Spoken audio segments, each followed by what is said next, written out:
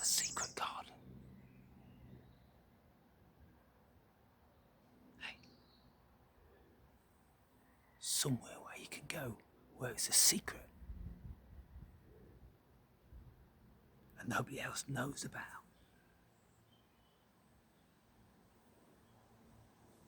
Where there's just wildlife, butterflies and bees and birds and squirrels. And the odd cat comes a moseying on through.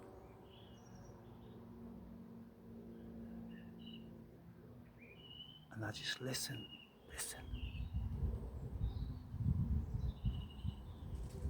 All the birds.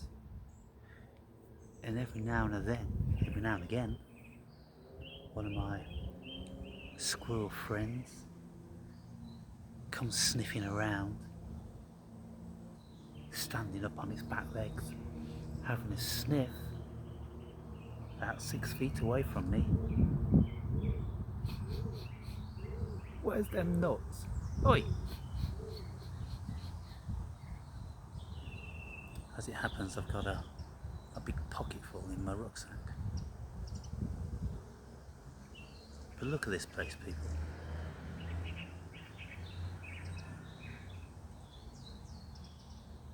All mine.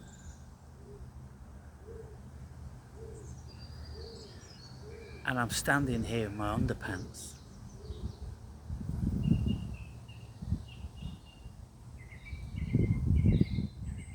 Where can you do that?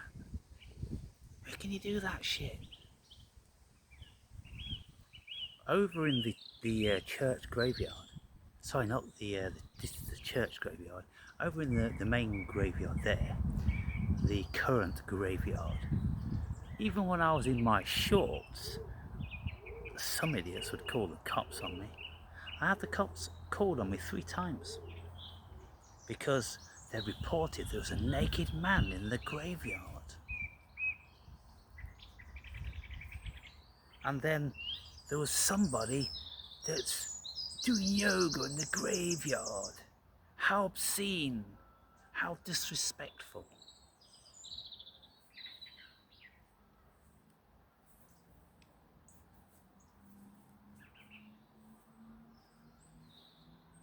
Some of you may remember last year, I'm doing these sort of films. And when you look at the leaves this side, they show you one face. And then when you look at the leaves that side, they show you another face.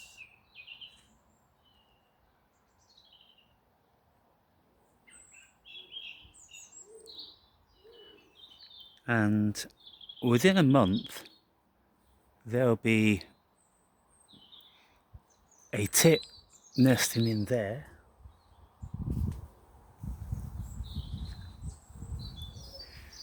Then there'll be a tit nesting in there. And currently, squirrels live in the hollow there of these trees. That one and that one. And then it's like I'm peeping through from a land beyond down onto the human being. What's that human being doing? Laying down there, enjoying himself. Listen to the birds chattering. And the gentle rustle and the shimmer of the leaves. Isn't it beautiful? Look.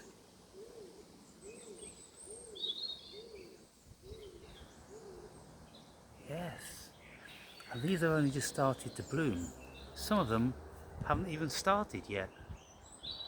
Well, only just begun. Only just begun.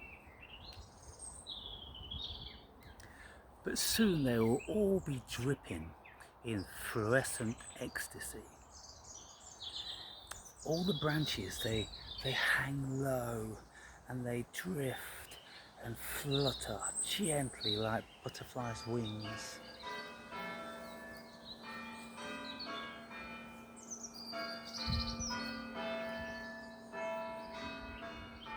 Three o'clock, dong, dong, dong. So over here, people, I'm gonna put my glasses on.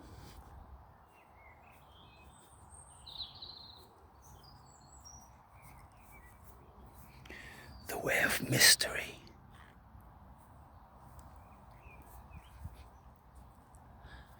Over here, we have 3 gravestones, and the persons were called Hobble. So here we have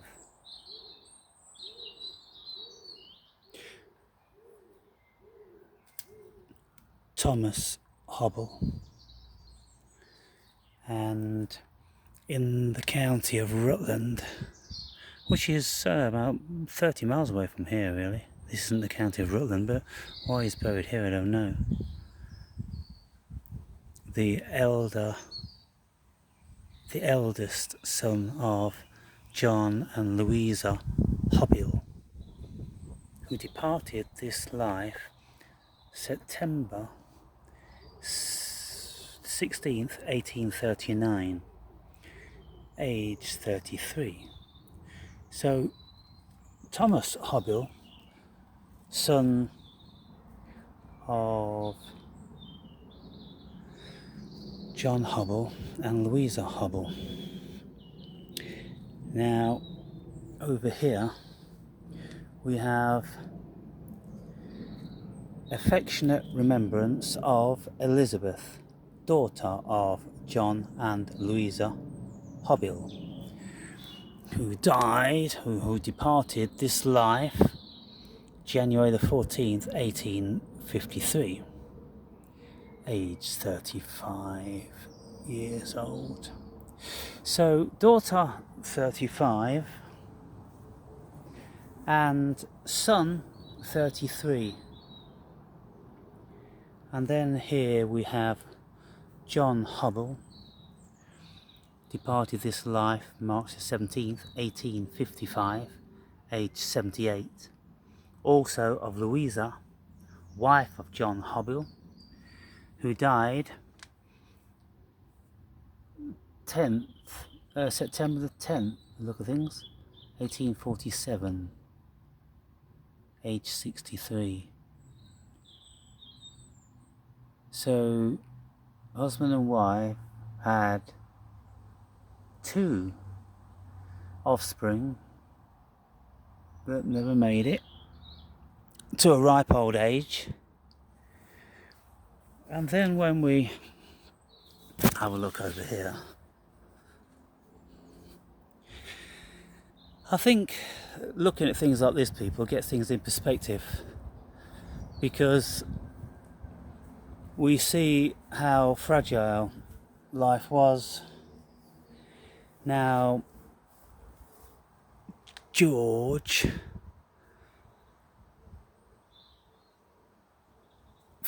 don't know what that says. Payne probably, yeah, Payne, P-A-Y-N-E. He died 1838, age 55. Susanna, wife of George Payne, died the 4th of May, 1846. So it appears that the women generally are dying earlier than the men, probably due to all the stresses and strains of bearing children. And then over here we have Susanna, daughter of George and Susanna Payne. She departed this life 28th day of October 1825. Aged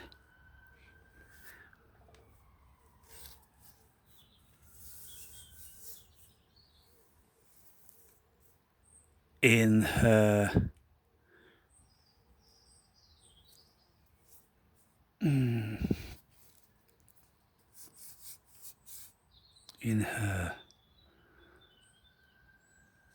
don't know, how old was she? Where does it say how old? She died on the 28th of October.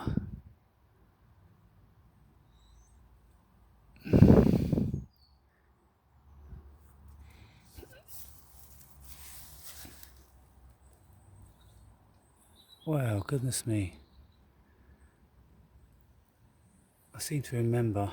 That's weird because where's the age gone? Where's the age gone, people?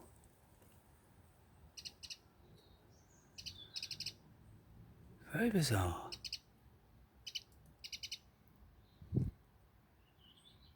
Well, I'm quite perplexed about that because I seem to remember it was young.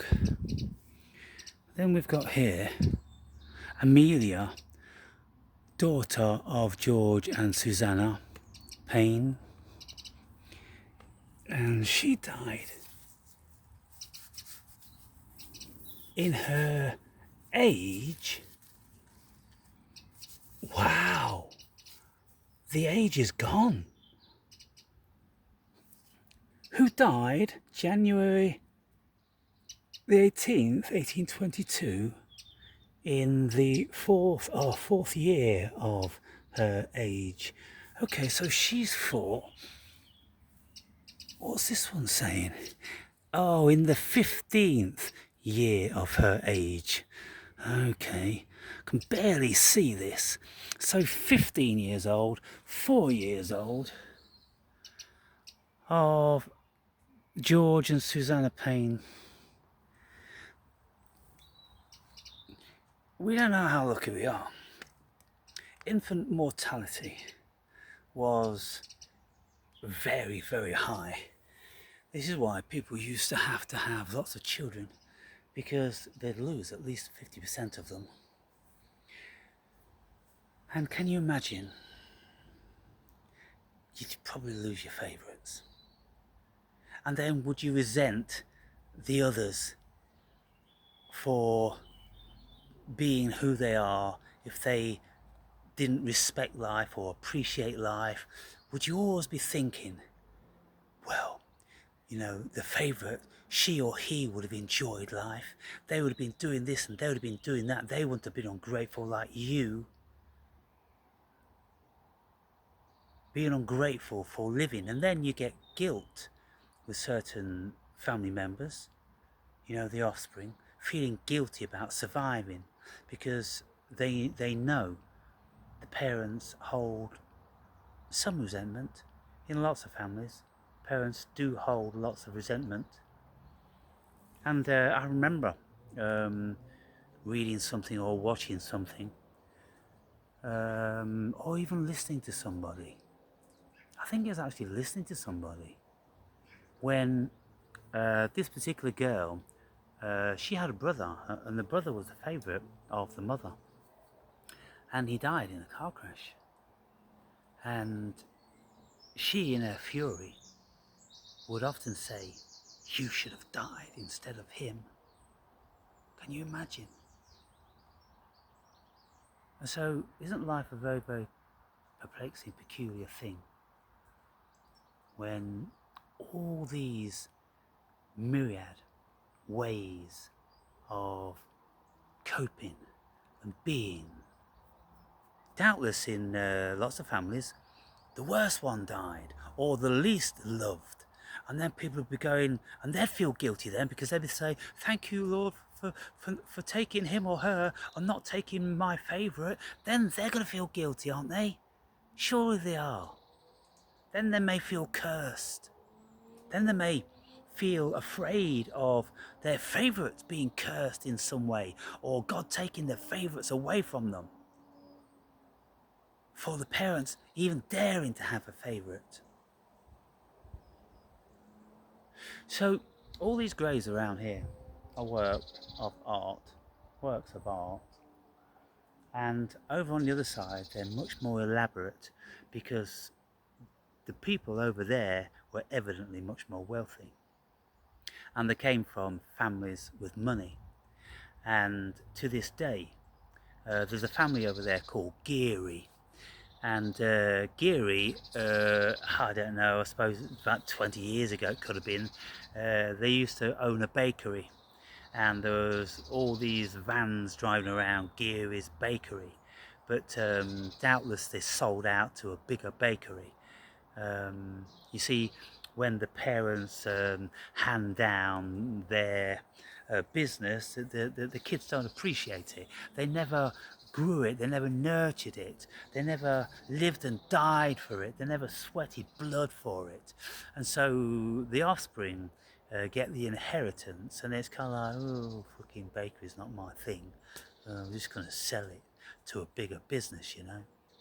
Just take the money. Whilst their parents roll in their graves. So the last time there was a burial in this church was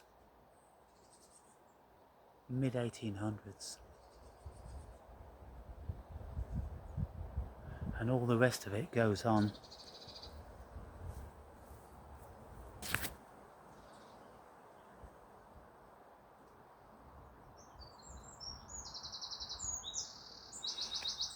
Over there. So I read my books and I meditate. I do a little bit of yoga stretching and I contemplate and I make videos and I walk barefoot, often with just some thin swim shorts on. Today I came out with long shorts, it got a bit hot, so I'm just in my underpants. But I've got the freedom to do that here.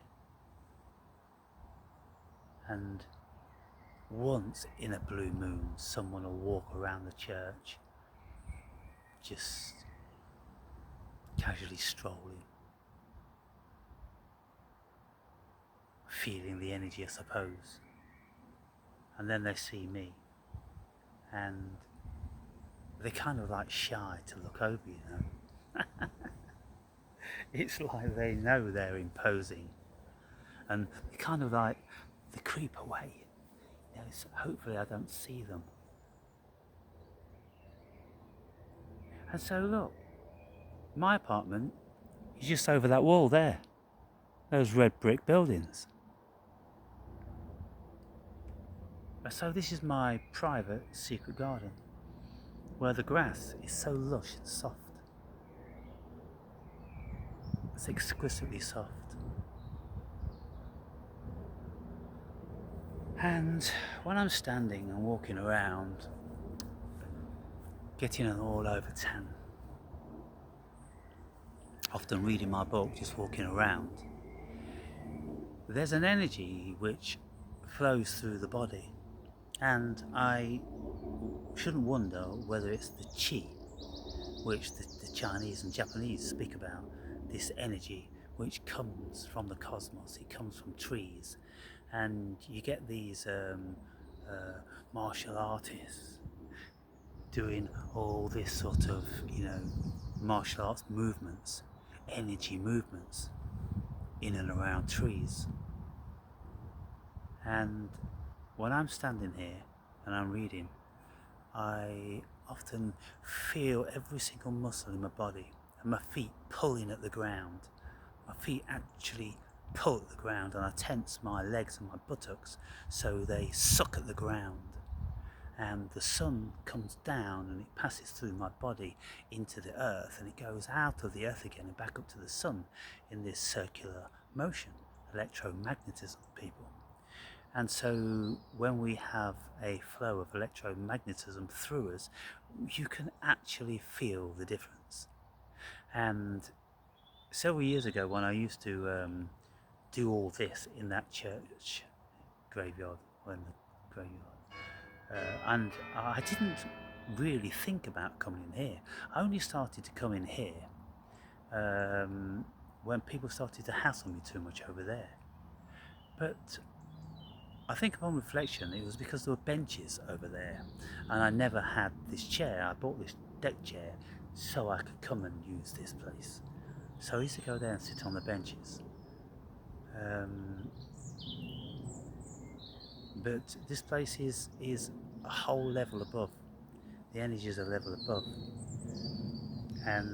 But when I was over there and I'm walking around like I'm doing now, barefoot, and I would feel the surge of energy flowing through my body, and I couldn't leave until the body was satiated. The body would know when it's satiated. The body would feel very distinctively when it had enough of the chi, and that would invariably be about 2 hours. It takes 2 hours to saturate the body.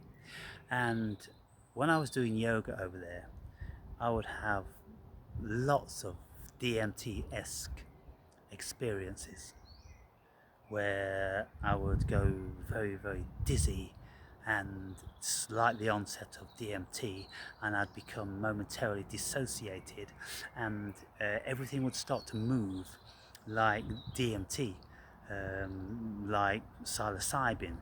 Yeah, all the patterns come in the grass and all those different sorts of things. So I knew that I was inducing DMT. And this is why yoga is very, very powerful if you do the right variety of yoga. This hatha yoga, where you're moving very, very slow and concentrated, and you're breathing deeply, and you're in a meditation.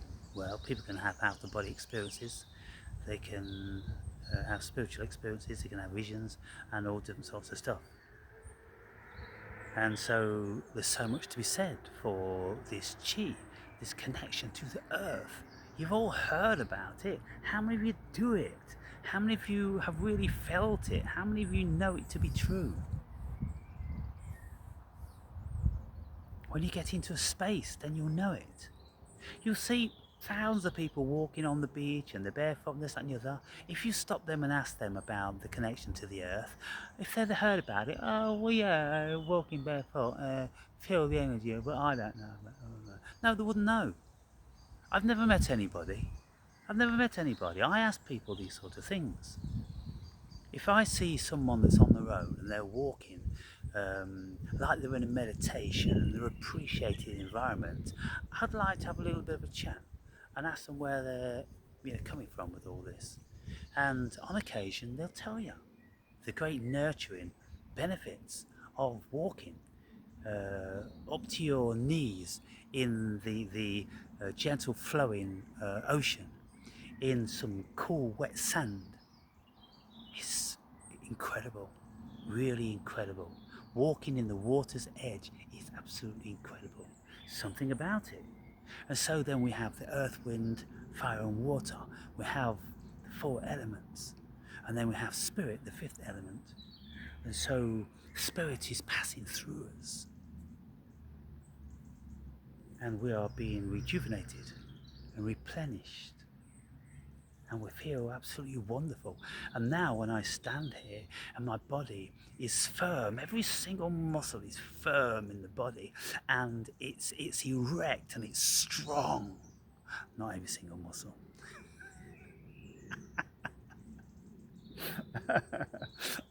Probably would get arrested if every single muscle was firm and erect and someone walked in. No, all muscles except one, ladies and gentlemen. But I've got tight buttocks, tight abs and tight pecs, tight biceps and tight triceps and tight deltoids and tight latissimus dorsi, oh, and trapeze, and oh, I've got all those things tight, man, tight.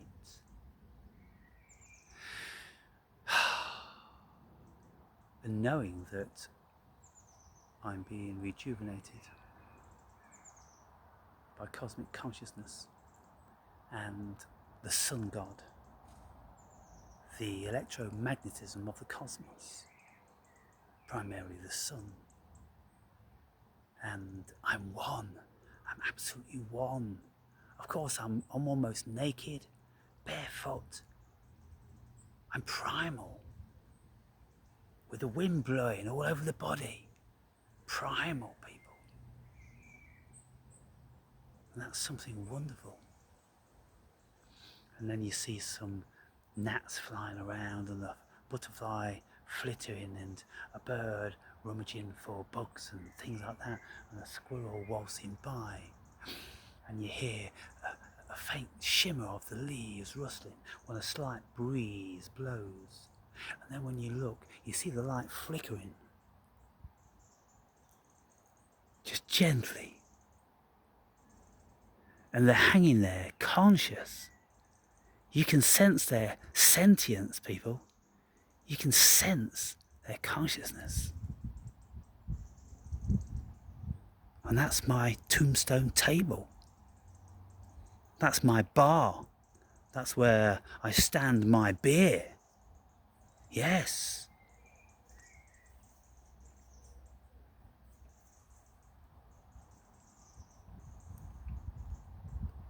So, do you have your secret garden?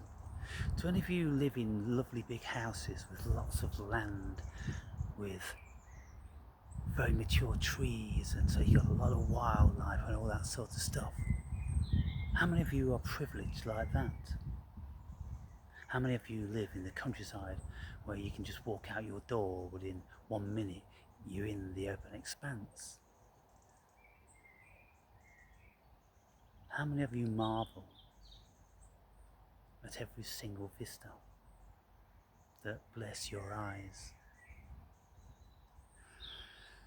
And breathe the purity with pure lungs, not clogged up lungs from years of smoking tobacco.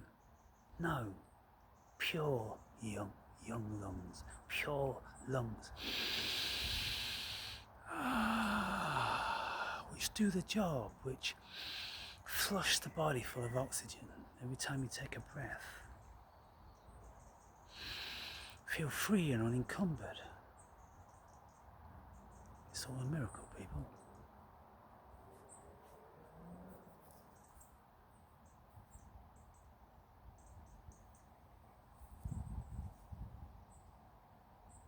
There's a butterfly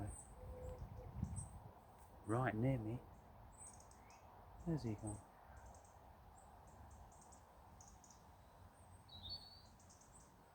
Anyway, people, how many of you wish you had your secret garden? How many of you are now thinking about where could you find your secret garden? Where could you take a deck chair and a drink and a snack and a good book and a beach towel?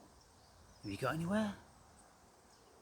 You got to find these places, people. Because when you find it in the abstract, you find it in here.